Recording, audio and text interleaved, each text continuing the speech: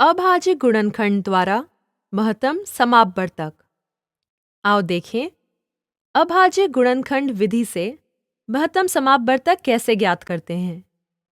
आओ दो संख्याएं 18 और 24 पर विचार करें। हमें पहले क्या करने की जरूरत है कि हम पहले 18 और 24 के अभाज्य गुणनखंड ज्ञात करते हैं और फिर हम साझे अभाज्य गुणनखंड ज्ञात करने का प्रयत्न करेंगे। तो हम 18 के अभाज्य गुणनखंड ज्ञात करने के लिए आओ अभाज्य गुणनखंड विधि का प्रयोग करें। सबसे छोटी अभाज्य संख्या 2 से भाग करें।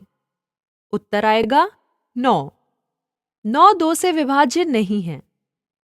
अब अगली अभाज्य संख्या 3 है और उत्तर है 3, जो एक अभाज्य संख्या है और आगे विभाजित नहीं की जा सकती। 24 के लिए 24 भाग 2, उत्तर आएगा 12। 12 को फिर 2 से भाग करें। उत्तर 6। इसे फिर से 2 से भाग करें। उत्तर है 3 और यह 3 एक अभाज्य संख्या है, इसलिए हम यहाँ रुक जाते हैं। तो 18 के अभाज्य गुणनखंड हैं 2, 3 और 3 और 24 के लिए 2, 2, 2 और 3। अब यहाँ कौन कौन से साझे अभाज्य गुणनखंड हैं? 2 और 3 साझे हैं। यह 18 और 24 दोनों में ही हैं। तो वास्तव में हम केवल साझे गुणनखंड ही ज्ञात नहीं करना चाहते, बल्कि सबसे बड़ा साझा गुणनखंड ज्ञात करना हमारा मकसद है। उच्चतम साझा गुणनखंड ज्ञात करने के लिए हमें ये साझे अभाज्य गुणनखंड ज्ञात करने होंगे और उनका गुणनफल भी।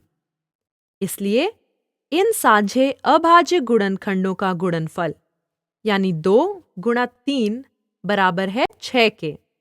इसलिए महत्तम समापवर्तक हुआ 6। अब 6 गुणा 3 है 18 और 6 गुणा 4 है 24। इस तरह से 6 साझा गुणनखंड है और इस स्थिति में यह एक उच्चतम साझा गुणनखंड है। आओ एक और उदाहरण लें, 44 और 66। अब 44 के अभाज्य गुणनखंड हैं। सबसे छोटी अभाज्य संख्या 2 से भाग करना शुरू करें। इसे 2 से भाग करें और उत्तर आएगा 22। 22 को फिर से 2 से भाग करें। उत्तर आएगा 11। 11 एक अभाज्य संख्या है, इसलिए हम यहाँ रुक जाते हैं।